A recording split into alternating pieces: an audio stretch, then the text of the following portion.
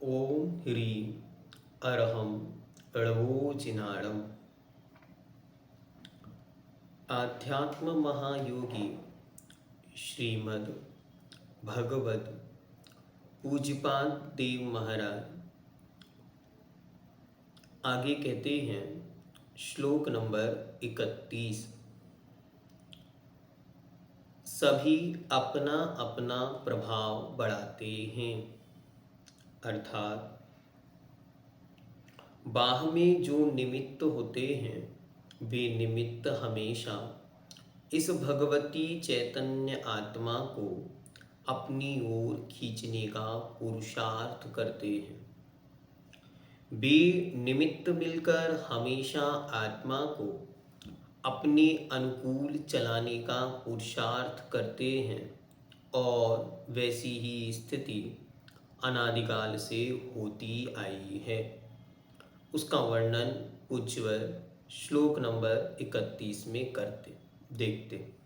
कर्म कर्म हिताबंधी हिताबंधी, जीवो जीव हितस्प्रहा हितस्प्रहा, स्वास्वा प्रभाव भूयस्त्वे स्वार्थं को वा न वाञ्छति। कर्म कर्म हिताबंधी, जीवो जीव हितस्प्रहा, स्वा प्रभाव भूयस्त्वे स्वार्थं को वा न वाञ्छति। कर्म अर्थात कर्म कर्म हिताबंधी, अपने हित रूप साथी कर्मों को ही बांधता है। कर्म क्या करता है? कर्म हमेशा चाहता है कि नए नए कर्म बंधें। कर्म हमेशा नए कर्मों को ही अपने पास बुलाने का पुरुषार्थ करता है। कर्म सोचता है कि यदि नए कर्म नहीं बंधे तो मेरा अस्तित्व तो खतरे में आ जाएगा, क्योंकि कंटिन्यू निर्जरा चल रही है और यद्यपि वह अचेतन है, जड़ है, लेकिन फिर भी अपने समूह को बनाए रखने का कार्य निरंतर राग द्वेष रूप से करते रहते हैं। फिर जीवा अर्थात आत्मा, जीव हितस्प्रहा, अपने आत्मा के हित की इच्छा करता है। और आत्मा क्या चाहता है? मेरी आत्मा का कल्याण हो। जैसे भी बने मेरी आत्मा अपने उस अनंत स्वभाव को प्राप्त करे जिसे अतीत में आज तक मैंने नहीं किया। अरे मेरा तो वास्तविक स्वरूप कुछ और है और यहाँ कर्मजन्य परिस्थितियों में स्थिति कुछ और है। दोनों अत्यंत भिन्न हैं। मैं तो आत्मा हूँ और बाह में ये सब उद्गल जड़ हैं। ये मुझ रूप नहीं, मैं इन रूप नहीं, मैं तो इनसे भिन्न हूँ। ऐसा क्यों कि कर्म अपने सहयोगी कर्म को बुलाते हैं और आत्मा अपने कल्याण स्वरूप आत्मा के हित को चाहती है। तो आचार्य कहते हैं, देखो जगत में आपने अच्छी तरह देखा होगा, स्वास्व अपने अपने प्रभाव भूयस्त्वे, शक्तिशाली प्रभाव के होने पर कोवा कौन सा व्यक्ति, स्वार्थम अपने हित को अपने स्वार्थ को, ना वांछति नहीं चाहता। आचार्य महाराज क्वेश्चन मार्क लगा के पूछ रहे हैं, बोलो भाई संसार में जब अपना प्रभाव बढ़ता हुआ देखता है तो कौन अपने स्वार्थ को नहीं सिद्ध करता? अर्थात संसार का हर व्यक्ति अपने अपने निजी स्वार्थ को सिद्ध करने में लगा रहता है और निरंतर यही चाहता है कि कुछ भी हो, कैसे भी हो, मेरी सत्ता मजबूत बनी रहे। ये बाह्य राजनीति नहीं है, ये अंतरंग की राजनीति है।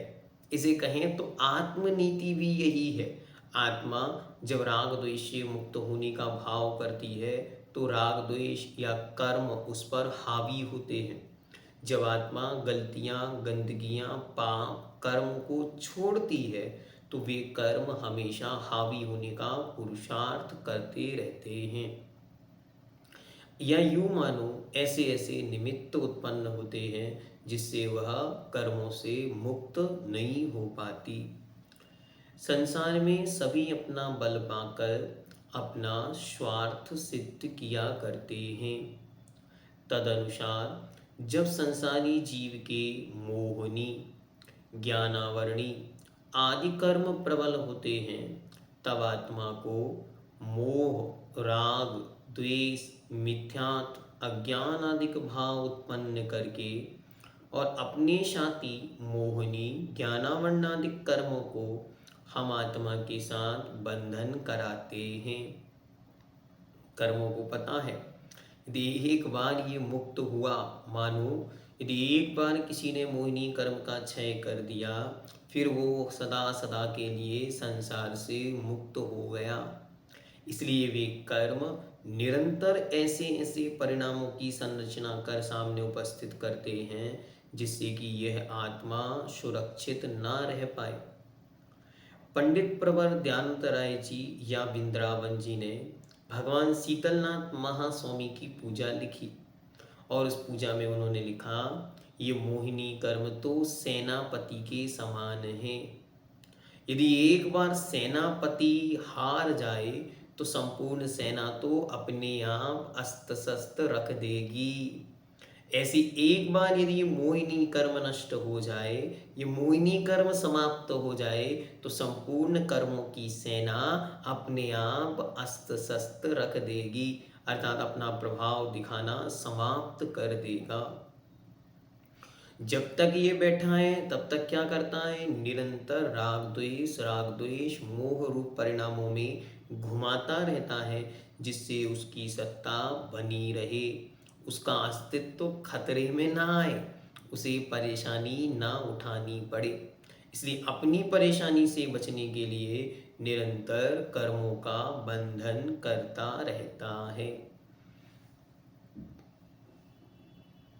आत्मा को नरक, निगोद आदि गतियों में भ्रमण कराते हैं। अनादिकाल से अब तक अनंतानंत संसारी जीव इस बलवत्ता अर्थात शक्ति के कारण संसार में भ्रमण कर रहे हैं। अच्छी तरह देखें, भगवान कार्तिकेय स्वामी कार्तिकेय अनुपेक्षा में लिखते हैं, कर्म की शक्ति को कम नहीं समझना, कर्म की शक्ति महान है। कैसी बलवान है? वह इतनी बलवान है कि तेरी आत्मा में अनंत ज्ञान की शक्ति, अनंत सुख की शक्ति, अनंत दर्शन की शक्ति होते हुए भी उस शक्ति का एक अंश भी प्रकट नहीं होने दे रहा है। कौन? कर्म। ज्ञान पर ऐसा आवरण पड़ा है कि अनंत ज्ञान की एक किरण, एक रोशनी भी दिखाई नहीं देती। फिर भी उसी पंक्ति के बाद नेक्स्ट पंक्ति लिखते हैं, लेकिन सुनो हे चेतन आत्माओं, घबराना नहीं, कर्म से डरो मत। तेरी अंतरंग की ऐसी शक्ति, ऐसी परिणति है जो परिणति इन कर्मों का नाश करने में सक्षम है। तेरी आत्मा की ही वह परिणति है जिसने इन कर्मों को आज तक बांधा है, संभाला है और व्यवस्थित करके रखा है। जिस दिन यह आत्मा चाहेगा उसी दिन उस कर्म की सत्ता को ढेर कर कर अनंत ज्ञान, अनंत दर्शन, अनंत सुख और अनंत वीर रूप अपनी शक्तियों को प्रकट कर सकता है। परंतु सच्चे गुरु का उपदेश आदि का शुभ समागम पाकर जब आत्मा को अपनी रुचि हो जाती है तब आत्मा प्रबल बन जाता है। उस समय वह कर्मों का संबर निर्जरा करके कर्मों की शक्ति को छीन करता हुआ अपने ज्ञान, चारित्रादि गुणों को बढ़ा करके कर्मों से मुक्त होने का प्रयत्न करता है। बाहर का और कोई नहीं, तेरे अंतरंग की शक्ति ही तुझे मुक्ति में कारण बनेगी। अच्छी तरह बार बार अपने आप को याद दिलाओ, देखो, बाहर में अन्य कोई मेरा साथी नहीं, मेरा साथी तो मैं स्वयं हूँ। यहाँ आचार्य यही समझाना चाह रहे, कर्म कभी नहीं चाहेगा कि तुम बंधन से मुक्त हो। कर्म तो हमेशा यही चाहेगा नए नए कर्म बने और ये संसार में घूमे। एकमात्र मेरी आत्मा ही है जो अपनी कल्याण के लिए सोच सकती है। तो मैं क्या करूं? नए नए नवीन नवीन नित प्रति अच्छे अच्छे पुरुषार्थ करूं। उन पुरुषार्थों से मेरी आत्मा को मेरे हित की लगन लग जाएगी, तो भविष्य मेरा उज्जवल होगा। इस तरह सभी अपना अवसर पाकर अपना स्वार्थ सिद्ध किया करते हैं। आचार्य भगवंत गुरुदेव श्री विद्यासागर जी महर्षिराज हमेशा कहा करते थे, निरंतर अपने आत्महित के क्षेत्र में स्वार्थी बनो। ये नहीं सोचो कि दूसरा हमारा कल्याण कर देगा, नहीं, अपने हित के कर्तव्य में निरंतर स्वार्थी बनो। अपने प्रतिक्रमण का समय है तो दूसरे की तरफ नहीं देखो, अपना प्रतिक्रमण स्वयं करो। हाँ नहीं नहीं, वो करेंगे तब हम करेंगे, वो ऐसा करेंगे तो वैसा करेंगे, नहीं। पूज्यवर एक प्रसंग पूज्यवर का आपके सामने रखते। एक बार एक मुनि महाराज ने देखा, सामने वाले मुनि महाराज सामयिक में पूरे टाइम आंखें खोलें और यहाँ वहाँ देखते रहते। उन्होंने आज पूरे सामयिक उन्हें नोटिस किया, 2-3 दिन तक उन्होंने देखा। फिर एक दिन गुरु महाराज से कहते हैं, महाराज सामयिक के काल में ये मुनि महाराज 1 मिनट भी सही से सामयिक नहीं करते, यहाँ वहाँ देखते रहते। आचार्य महाराज हंसते हुए कहते हैं, अरे महाराज ये तो बताओ, ये यहाँ वहाँ देख रहे थे, ये आपने कैसे देखा? उन मुनिराज को अपनी गलती का एहसास हुआ और उन्होंने तुरंत महाराज से कहा, महाराज उत्तम क्षमा, हम क्षमा चाहते। मतलब आत्म कल्याण का क्षेत्र ये कह रहा है, यहाँ वहाँ की गलतियाँ यदि दिखाई दे रही हैं, यह भी आत्मा की एक गलती है। यहाँ वहाँ के कर्मों की सत्ता का बलवान प्रभाव हम पर मजबूती से काम कर रहा है, ये हमारी निजात्मा की खोट है, निजात्मा की कमी है। अपनी उस कमी को दूर करो, क्योंकि इस संसार में ये देखा जाता है, हर एक बड़ी मछली छोटी मछली का घात कर देती है। हर एक विशालकाय वट वृक्ष अपनी छाया में किसी दूसरे वृक्ष को नहीं फलने देता। ऐसे इस संसार में जिसका प्रभाव बढ़ेगा, जिसकी सत्ता बढ़ेगी, वो हमेशा बलवान और होता चला जाएगा। जिसे हम लोग कहते हैं richer becoming more richer, richer become more richer और पुअरर गोइंग मोर पुअरर। गरीब हमेशा गरीब होते चले जाते हैं, अमीर हमेशा अमीर होते चले जाते हैं। तो इससे क्या समझ में आ रहा है? इससे समझ में आ रहा है, पूज्यपाद देव कह रहे हैं, अपने हित की यदि एक बात मिल गई है तो 4 बातें और करो। अपने हित का एक साधन मिल गया है, 4 और साधन खोजो, जिससे मेरी आत्मा का हित जल्दी से जल्दी हो। पुनः श्लोक देखें, कर्म कर्म हिता बंधी। कर्म अपने हित रूप साथी कर्मों को बांधता है, तथा जीव अर्थात जीवात्मा जीव हित स्पृहा अपने आत्मा के हित की इच्छा करता है। स्पृहा मतलब इच्छा। फिर कहते हैं श्वाश्वा अर्थात अपने अपने प्रभाव, शक्तिशाली प्रभाव के भूयस्त्वे होने पर, कोवा कौन सा व्यक्ति, स्वार्थम अपना हित, न वांछति नहीं चाहता। अर्थात हर कोई अपनी शक्ति के बलवान होने पर उसे मेंटेन करना, उसे और बढ़ाना और उसे कंटिन्यू मजबूत बनाए रखने का काम करता है। हमें कोशिश करनी है कर्म की सत्ता फीकी पड़े, आत्मसत्ता मजबूत पड़े।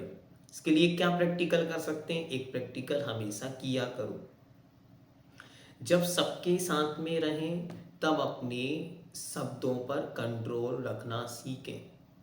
अपने शब्दों को, अपनी भावनाओं को समझने का प्रयास करें और जब अकेले में रहें तब अपने मन पर नियंत्रण रखा करें। शांति से बैठे हैं, कभी विचार किया करो, जब हम घर में अकेले होते हैं हमारी परिणति क्या होती है। जब हम घर में होते हैं, अकेले होते हैं, कोई आसपास नहीं होता, हम क्या सोचते हैं। रात में जब हम बिस्तर पर लेट जाते हैं उसके बाद हम क्या सोचते हैं। जिस रूप हमारी परिणति जा रही है, तो स्वास्वा प्रभाव भूयस्ते को वा स्वार्थम न वांछति। जिसका प्रभाव बढ़ेगा वही आगे जीतेगा। मतलब ये, जैसा संस्कार इस आत्मा पर पड़ता जाएगा वही संस्कार कालांतर में फलदायी होगा। इसलिए निरंतर अच्छा अच्छा संस्कार आत्मा पर पड़े तो आने वाला भविष्य नियम से उज्जवल होगा। ओम सिद्धम जैनम जयतु शासनम।